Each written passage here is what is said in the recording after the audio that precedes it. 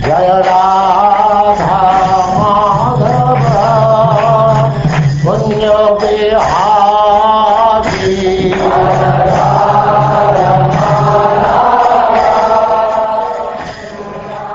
And now chapter 48. Krishna pleases his devotees.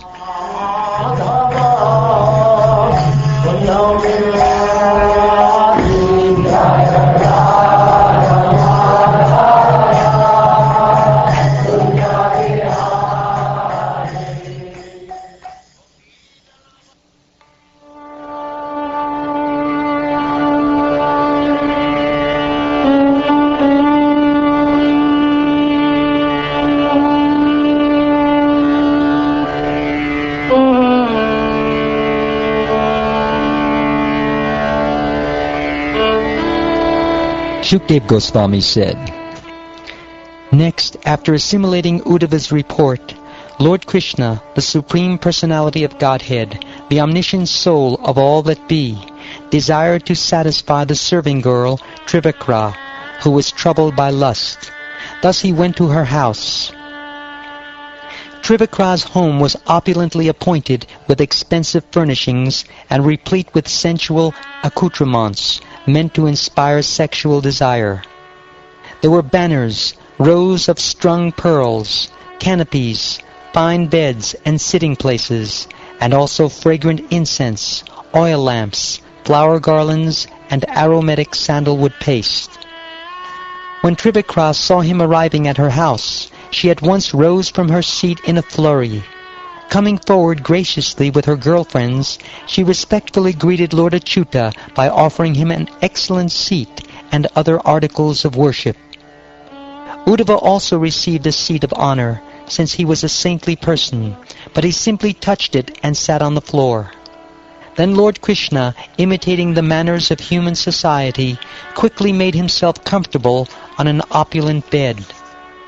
Trivikra prepared herself by bathing, anointing her body, and dressing in fine garments, by putting on jewelry, garlands, and perfume, and also by chewing betel nut, drinking fragrant liquor, and so on.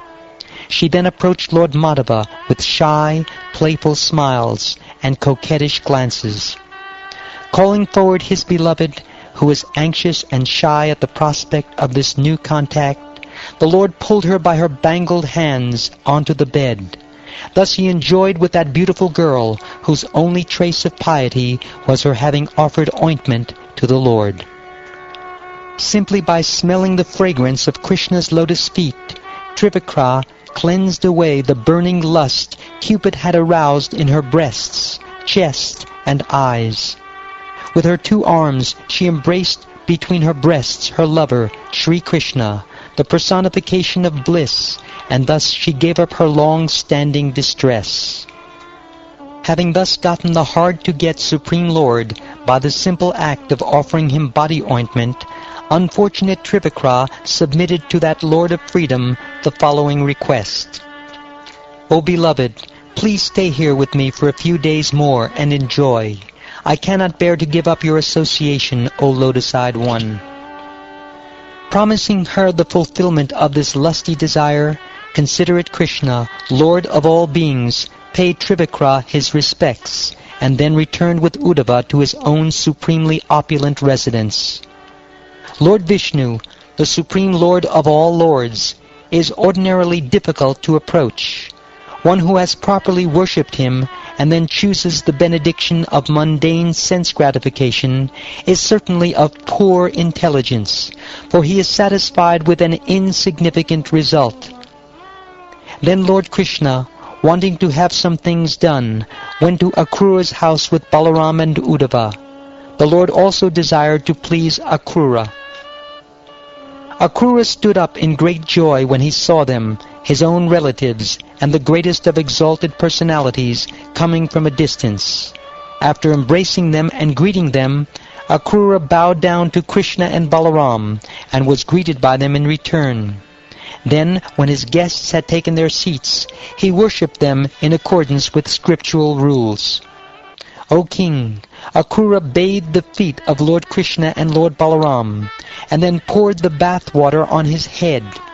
he presented them with gifts of fine clothing, aromatic sandalwood paste, flower garlands, and excellent jewelry. After thus worshipping the two lords, he bowed his head to the floor. He then began to massage Lord Krishna's feet, placing them on his lap, and with his head bowed in humility, he addressed Krishna and Balaram as follows. He said, "It is our good fortune that you two lords have killed the evil Kamsa and his followers, thus delivering your dynasty from endless suffering and causing it to flourish. You both are the original Supreme Person, the cause of the universe and its very substance. Not the slightest subtle cause or manifest product of creation exists apart from you. O Supreme Absolute Truth, with your personal energies you create this universe and then enter into it. Thus one can perceive you in many different forms by hearing from authorities and by direct experience. Just as the primary elements, earth and so on, manifest themselves in abundant variety among the species of mobile and immobile life, so you, the one independent Supreme Soul, appear to be manifold among the variegated objects of your creation. You create, destroy, and also maintain this universe with your personal energies, the modes of passion, ignorance, and goodness. Yet you are never entangled by these modes or the activities they generate. Since you are the original source of all knowledge, what could ever cause you to be bound by illusion?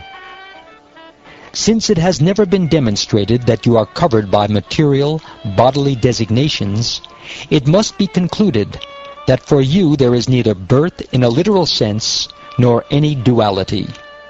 Therefore, you never undergo bondage or liberation, and if you appear to, it is only because of your desire that we see you in that way, or simply because of our lack of discrimination.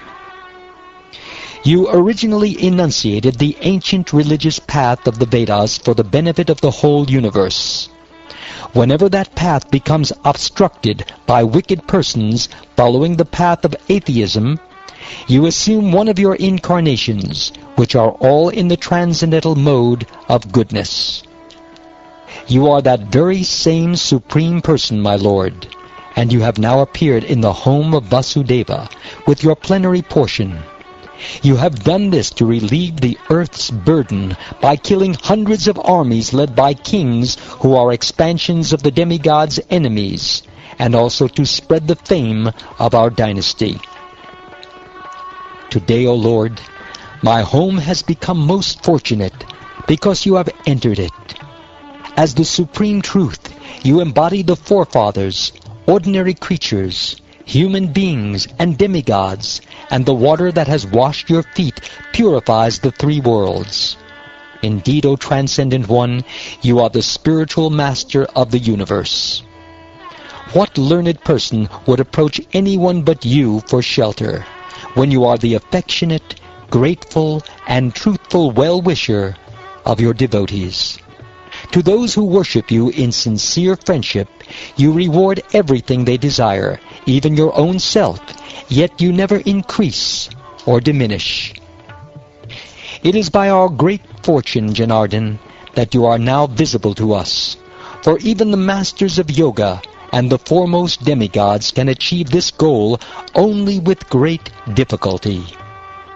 Please quickly cut the ropes of our illusory attachment for children, wife, wealth, influential friends, home, and body.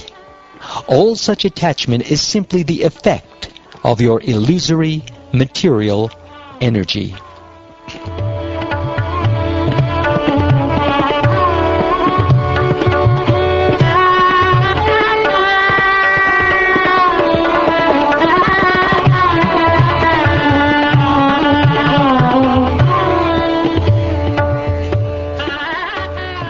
Thus worshipped and fully glorified by his devotee, the Supreme Lord Hari smilingly addressed Akrura, completely charming him with his words. He said, "You are our spiritual master, paternal uncle, and praiseworthy friend. And we are like your sons, always dependent on your protection, sustenance, and compassion. Exalted souls like you are the true objects of service and the most worshipable authorities for those who desire the highest good in life. Demigods are generally concerned with their own interests, but saintly devotees never are. No one can deny that there are holy places with sacred rivers, or that the demigods appear in deity forms made of earth and stone. But these purify the soul only after a long time, whereas saintly persons purify just by being seen. You are indeed the best of our friends, so please go to Hastinapur and, as the well-wisher of the Pandavas, find out how they are doing. We have heard that when their father passed away, the young Pandavas were brought with their anguished mother to the capital city by King Dhritarashtra, and that they are now living there. Indeed, weak-minded Dhritarashtra, the son of Ambika, has come under the control of his wicked sons. Therefore, that blind king is not treating his brother's sons fairly. Go and see whether Dhritarashtra is acting properly or not. When we find out, we will make the necessary arrangements to help our dear friends.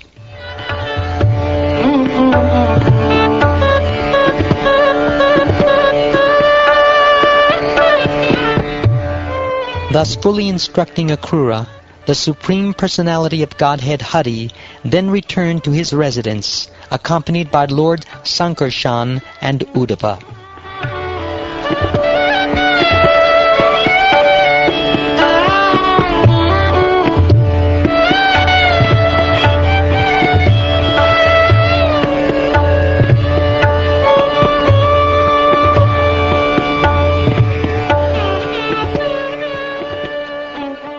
Thus ends the 48th chapter of the 10th canto of the Srimad Bhagavatam, entitled Krishna Pleases His Devotees.